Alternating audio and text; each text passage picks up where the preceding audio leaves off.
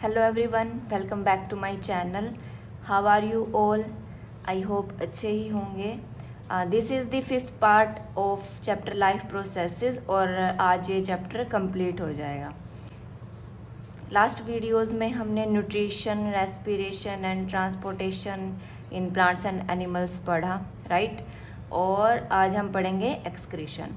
Okay, अब हमने respiration में पढ़ा कि किस तरीके से जो ऑर्गेनिजम्स हैं या फिर प्लांट्स हैं वो अपने अंदर से जो गैशियस वेस्ट जनरेट होते हैं उनको किस तरीके से रिमूव करते हैं, है ना। जैसे प्लांट्स में फोटोसिंथेसिस से जो गैसेस फॉर एग्जांपल ऑक्सीजन जैसे जनरेट होती है तो उसको वो किस तरीके से स्टोमेटा के थ्रू रिमूव करते हैं, ऐसे ही इन एनिमल्स या फिर ह्यूमन बींग्स जो रेस्पिरेशन में यानी कार्बन डाइऑक्साइड को लंग्स किस तरीके से रिमूव करते हैं, ऐसे ही जो दूसरी मेटाबॉलिक एक्टिविटीज़ होती हैं बॉडी में उनके कारण नाइट्रोजनस वेस्ट मटेरियल्स, ठीक है, वो भी जनरेट होते हैं तो उनको रिमूव करना पड़ता है।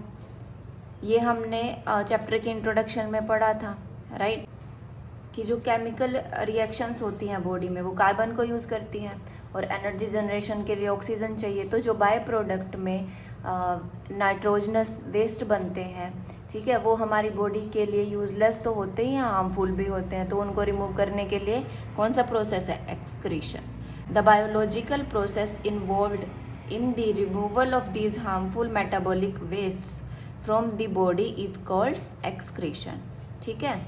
और जो डिफरेंट ऑर्गेनिजम्स हैं वो डिफरेंट स्ट्रेटजीज यूज़ करते हैं एक्सक्रीशन के लिए।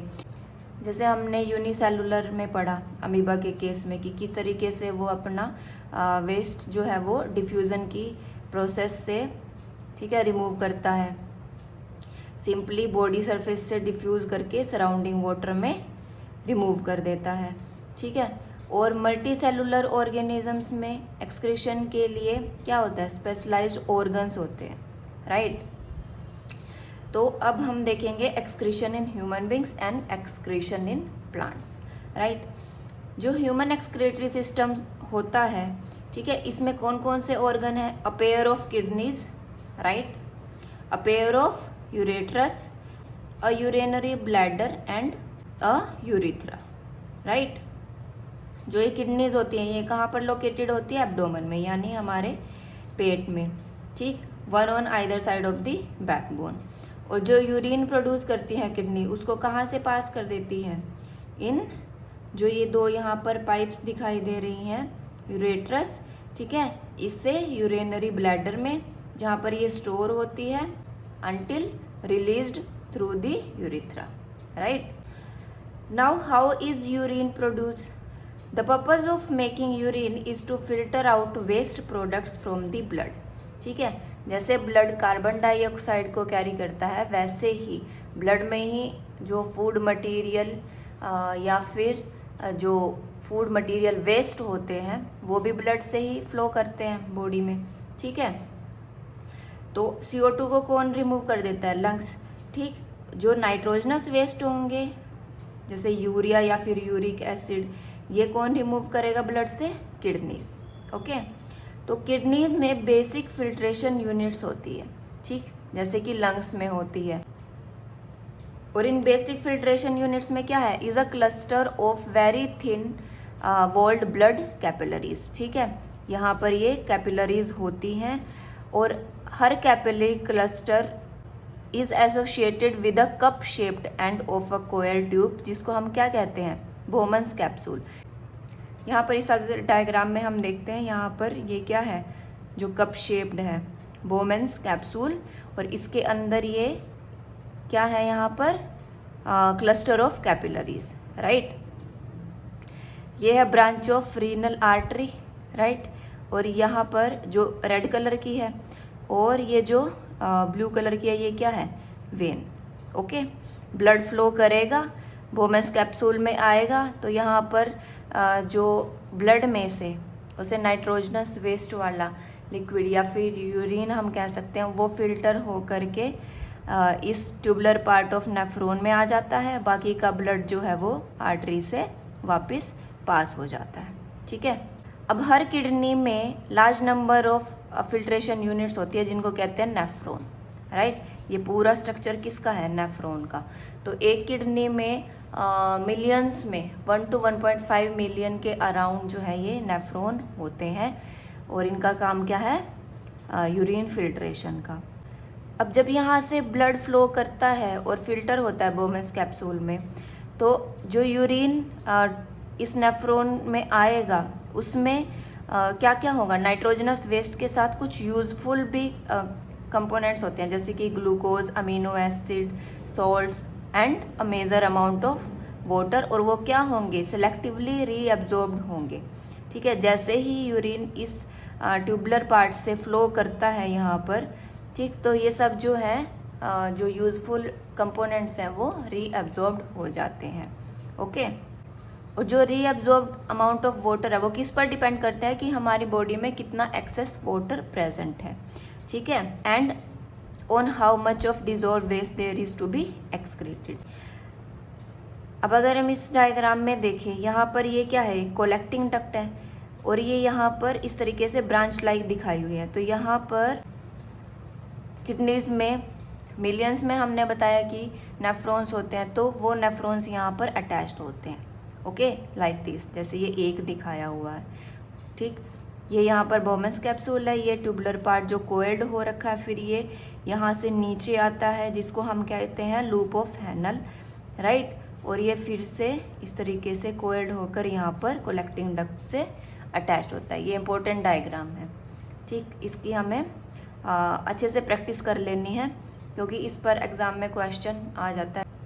उसके बाद जो यूरिन है वो कहाँ भेज दिया जाता है? यूरिनरी ब्लैडर में, राइट, और वहाँ पर कब तक स्टोर होता है? जब तक जो है एक्सपेंडेड ब्लैडर में प्रेशर क्रिएट ना हो, and that leads to the urge to pass it out through the urethra, ठीक है। और क्योंकि ब्लैडर मस्कुलर होती है, so it is under nervous control.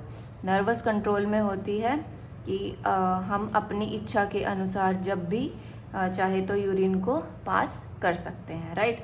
Nervous control ये हम कंट्रोल एंड कोऑर्डिनेशन चैप्टर में पढ़ेंगे कि क्या होता है, राइट। अब इस मोर टू नो सेक्शन में हमें आर्टिफिशियल किडनी या फिर डायलिसिस का बताया हुआ है कि जब हमारी किडनी फेल हो जाती है किसी इन्फेक्शन या इंजरी की वजह से, तो क्या होता है? किडनी अपना फिल्ट्रेशन का काम प्रॉपरली नहीं कर पाती है, तो जो पॉइजनस वेस्ट होते हैं उनको तो बाहर निकालना ही है ब्लड से। इन दैट केस क्या होता है कि आर्टिफिशियल किडनी यूज़ की जाती है, और ये एक डिवाइस है to remove nitrogenous waste product from the blood through dialysis, ठीक है। क्या होता है आर्टिफिशियल किडनी में? अ नंबर ऑफ ट्यूब्स होती हैं with a semi permeable lining suspended in a tank filled with dialysing fluid, right, like shown in this figure. तो जो फ्लूइड है उसमें सेम ऑस्मोटिक प्रेशर होता है जितना ब्लड का होता है, ठीक है, except that it is devoid of nitrogenous waste. तो ब्लड फ्लो करेगा, इसमें से जो वेस्ट प्रोडक्ट हैं वो डायलाइसिंग फ्लूइड में डिफ्यूज़न से पास हो जाते हैं, और प्योरीफाइड ब्लड वापस जो है वो पेशेंट की बॉडी में पहुंचा दिया जाता है, ठीक है। सिर्फ इसमें जो एक ड्रॉबैक क्या होता है कि हमारे नेफ्रॉन्स जो है वो रीअब्जॉर्प्शन करते हैं, जो यूज़फुल कंपोनेंट्स निकल जाते हैं यूरिन के साथ। बट डायलाइसिस में क्या होगा कि जो ये यूज़फुल कंपोनेंट्स हैं उनका रीअब्जॉर्प्शन नहीं होता है, okay. Now excretion in plants. Plants में बिल्कुल ये डिफरेंट स्ट्रेटजी होती है एक्सक्रीशन के लिए, ठीक है। सबसे पहले तो हमने देखा था कि फोटोसिंथेसिस में जो वेस्ट बाय प्रोडक्ट बनता है यानी ऑक्सीजन, उसको वो किस तरीके से स्टोमेटा के थ्रू रिलीज कर देते हैं, है ना।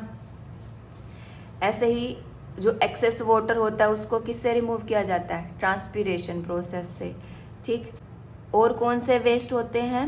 जैसे टिश्यूज़ में डेड सेल्स हो गए, है ना, सम पार्ट्स ऑफ लीव्स होगी, ठीक। Many plant waste products are stored in cellular vacuoles. और जो ये वेस्ट प्रोडक्ट्स हैं ये लीव्स में भी स्टोर होते हैं जो कि गिर जाती हैं सूख कर, राइट। और जैसे कि रेजिन या फिर गम हो गया, तो ये भी प्लांट के लिए एक तरीके से वेस्ट प्रोडक्ट ही होता है, ठीक, और ये कहाँ पर होता है? In old xylem. And plants also excrete some waste substances into the soil around them. So that's all about the excretion in plants. Now we will do these question answers. Describe the structure and functioning of nephron. This is the first question. ठीक है, हमें nephron का structure और उसकी functioning को explain करना है. इसमें हमने अभी किया. सबसे पहले तो ये डायग्राम ज़रूर बनाना है ना, और उसमें अच्छे से हमें लेबलिंग करनी है. नेफ्रॉन्स क्या है? बेसिक फिल्ट्रेशन यूनिट किडनी के अंदर, राइट. और हर किडनी में कितने होते हैं? Approximately 1 to 1.5 million of the nephrons. And each kidney possesses large number of nephrons, approximately 1 to 1.5 million. और जो मेन कंपोनेंट हैं इस नेफ्रॉन के, वो क्या क्या हैं? ये बोमेंस कैप्सूल, राइट. और इसमें जो ये कैपिलरीज होते हैं इनको क्या कहते हैं? Glomerulus and a long renal tubule, right. तो इन सब को हमें, जैसे हमने पढ़ा अभी, बस एक्सप्लेन करना है. फंक्शनिंग कैसे कैसे थी कि जो ब्लड है वो कहाँ पर आएगा? बोमेंस कैप्सूल में, है ना, थ्रू दी रीनल आर्टरी. और यहाँ पर जो है ब्रांचेस हैं मैनी कैपिलरीज की. अब जो वाटर और सोल्यूट्स हैं वो ट्रांसफ़र हो जाते हैं इस बोमन कैप्सूल में ब्लड में से, ठीक है. और जो बाकी का ब्लड है वो आर्टरी की हेल्प से वापस बॉडी में सर्कुलेट हो जाता है, ठीक. अब इस ट्यूब में क्या होगा? रीएब्जॉर्प्शन होगी सब्सटेंसेस की. जो अमीनो एसिड या फिर ग्लूकोज, वाटर, सॉल्ट्स जो आ गए हैं यूरिन के साथ, उनकी रीएब्जॉर्प्शन कहाँ पर होती है? इस ट्यूब में, राइट. उसके बाद जो यूरिन है वो कहाँ पास कर दिया जाता है? कलेक्टिंग डक्ट में. देन कलेक्टिंग डक्ट से वो कहाँ जाता है?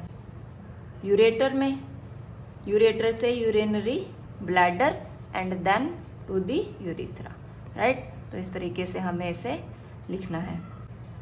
Then question number 2, what are the methods used by plants to get rid of excretory products? ये हमने अभी पढ़ा इस सेक्शन में, ठीक है, कि ऑक्सीजन को वो स्टोमेटा के थ्रू रिलीज़ कर देते हैं, एक्सेस वाटर को ट्रांसपीरेशन से, ठीक है. और कुछ वेस्ट प्रोडक्ट उनके सेलुलर वैक्यूल्स में भी होते हैं, राइट. रेजिन एंड गम्स को वो जाइलम में स्टोर करके रखते हैं, तो उसको भी रिमूव कर देते हैं. और कुछ वेस्ट प्रोडक्ट को वो सोयल में रिमूव कर देते हैं ना, या फिर उनकी जो सूखी हुई पत्तियां हैं जैसे वो जब गिरती हैं तो उनमें भी वेस्ट प्रोडक्ट ही स्टोर हो रखा होता है. तो ये सब पॉइंट्स हमें इसमें लिखने हैं. Then question number 3 is how is the amount of urine produced regulated?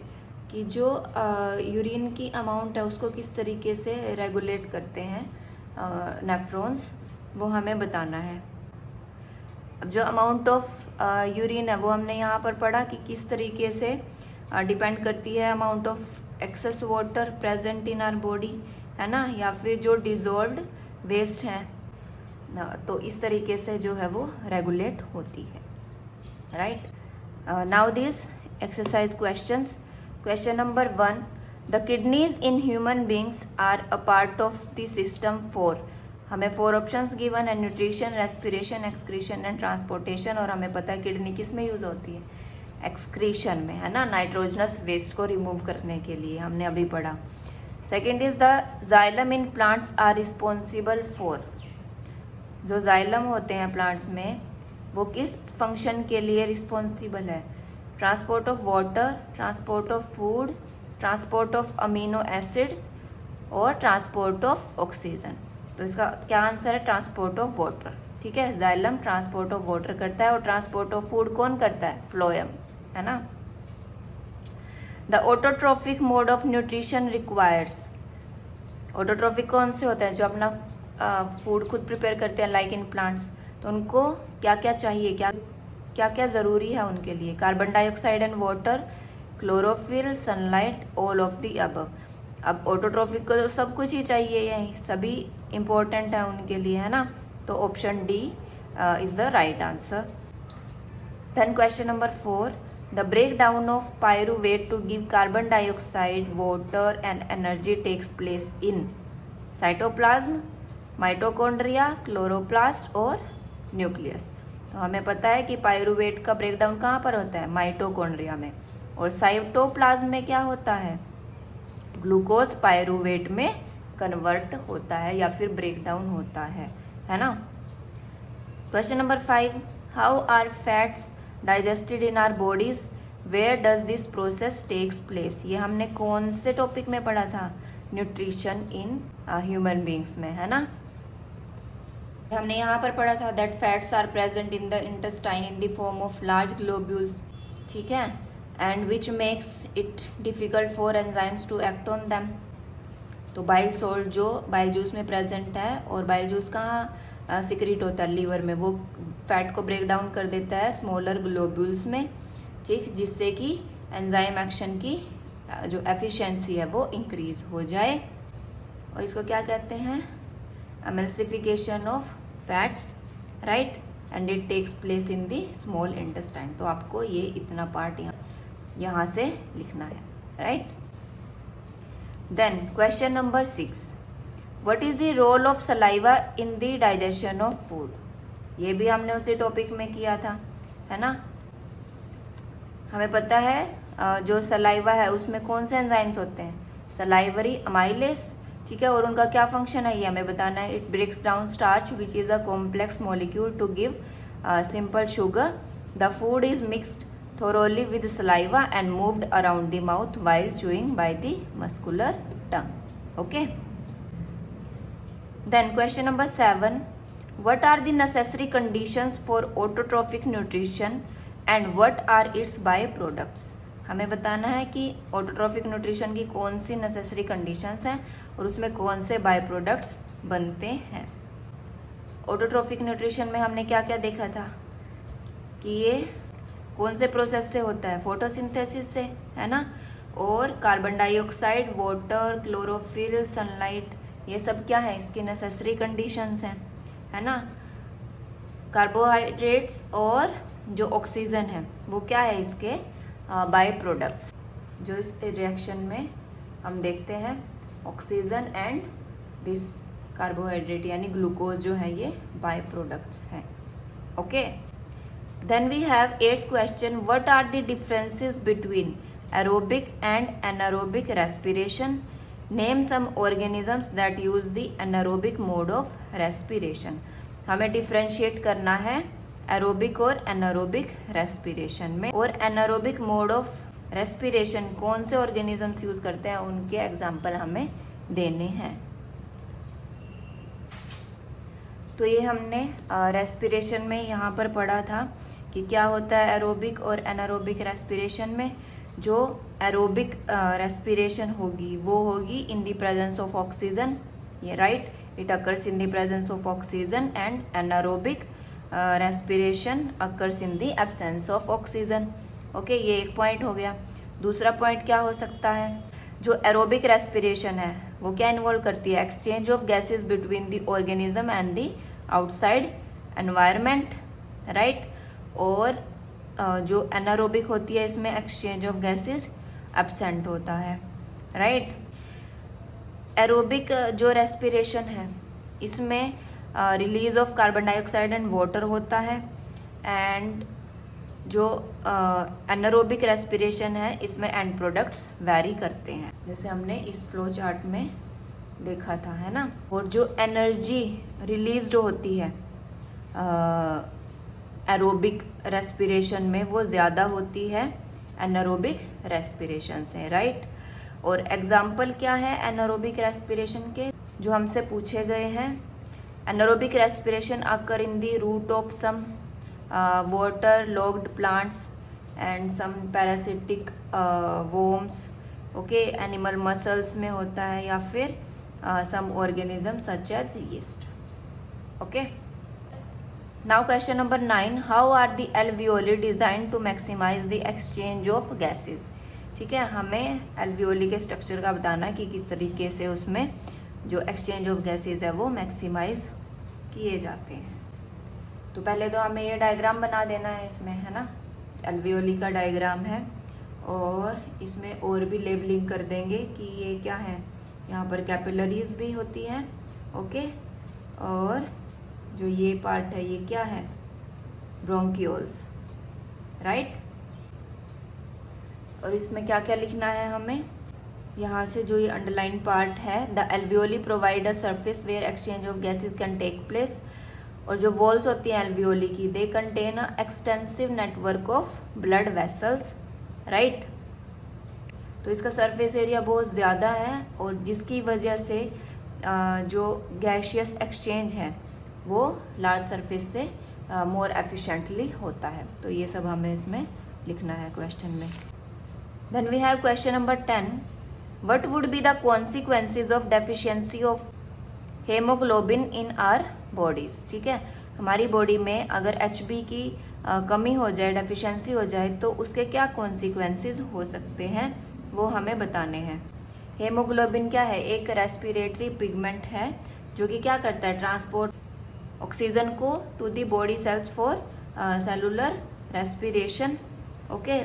और अगर डेफिशिएंसी हो जाए हेमोग्लोबिन की तो क्या होगा, उसकी वजह से जो ऑक्सीजन सप्लाई कैपेसिटी है ब्लड की वो अफेक्ट करेगी, है ना। प्रॉपर ऑक्सीजन सप्लाई नहीं हो पाएगी पूरी बॉडी में, and this can lead to deficiency of oxygen in the blood cells and it can also lead to a disease called anaemia, okay.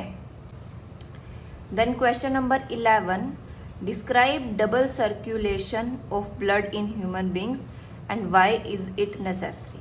ठीक है, हमें डबल सर्कुलेशन का बताना है कि क्या होता है, कैसे होता है और उसकी क्या इम्पोर्टेंस है। डबल सर्कुलेशन का हमने यहाँ पर पढ़ा था ना कि किस तरीके से वो ब्लड जो है वो फ्लो करता है। हमारे हार्ट में कितने चैम्बर्स होते हैं, 4, राइट। यहाँ पर left atrium, then left ventricle, right ventricle and right atrium, ठीक है। यहाँ पर ऑक्सीजनेटेड ब्लड आता है, ठीक, लंग्स से थ्रू दी पल्मोनरी वेन्स, और यहाँ पर जो राइट एट्रियम है इसमें डीऑक्सीजनेटेड ब्लड आता है फ्रॉम दी बॉडी, ठीक है।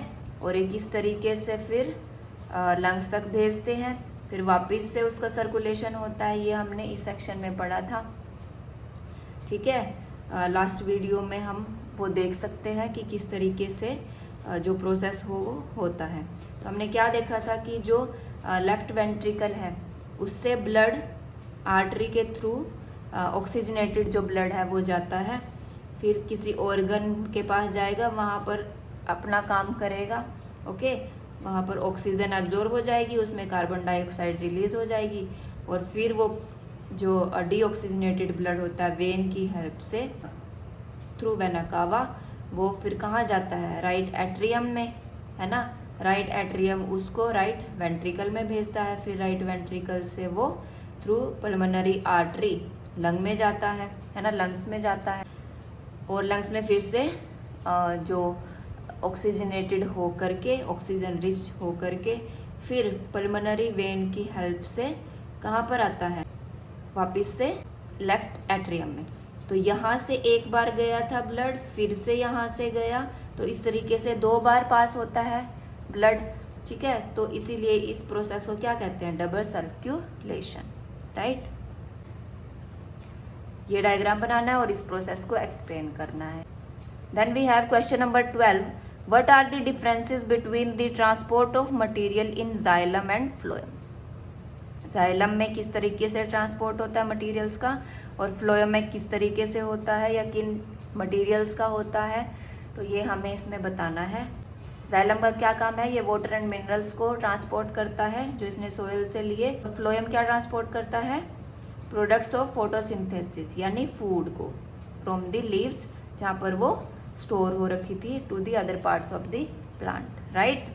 और जाइलम कौन से वाटर को मूव करता है, जो रूट्स एब्जॉर्ब करती है ना। जो जाइलम है ये अपवर्ड डायरेक्शन में पानी का ट्रांसपोर्ट करता है ना, और जो फूड का ट्रांसपोर्ट है फ्लोएम करता है वो अपवर्ड एंड डाउनवर्ड दोनों डायरेक्शंस में करता है, ठीक। Transport in xylem occurs with the help of simple physical forces है ना, जैसे ट्रांसपीरेशन पुल की वजह से। लेकिन जो ट्रांसपोर्ट ऑफ फूड होता है ये, इसमें क्या ज़रूरी है, energy in the form of ATP, ये हमने पढ़ा था, है ना। तो इस क्वेश्चन को डिफरेंस की फॉर्म में हम लिखेंगे। Then question number 13, compare the functioning of alveoli in the lungs and nephrons in the kidneys with respect to their structure and functioning. अब हमें पता है एल्वियोली का स्ट्रक्चर कैसा होता है, बैलून लाइक, और नेफ्रॉन्स कैसे होते हैं, ट्यूबुलर स्ट्रक्चर के होते हैं, जो किडनीज में प्रेजेंट होते हैं। ठीक है, नेफ्रॉन्स जो है वो किस किस से मिलकर बने होते हैं, ग्लोमेरुलस, बोमेंस कैप्सूल, है ना। और एल्वियोली का स्ट्रक्चर कैसा होता है, सैक लाइक, ठीक है, जिसमें extensive network of blood capillaries होती है। और फिर हम इन दोनों के डायग्राम्स को भी उसमें बना देंगे जिससे कंपैरिजन हो उनके स्ट्रक्चर में। Then we have to compare their functions, right. ये एक्सचेंज करता है ऑक्सीजन एंड कार्बन डाइऑक्साइड, ठीक है, ब्लड कैपिलरीज में जो इसके आसपास होती है। और जो नेफ्रॉन है वो क्या करता है, और ब्लड से जो नाइट्रोजनस वेस्ट है उनको फिल्टर कर देता है, राइट। जो एल्वियोली है उसमें गैशियस एक्सचेंज होते हैं, राइट, और नेफ्रॉन्स जो है वो उसमें बेसिक फिल्ट्रेशन होती है ब्लड की। So that's all about this chapter. If you have any doubt ask in the comments, share this video with class 10 students. Okay, see you in the next video. Till then, have a good day. Bye bye.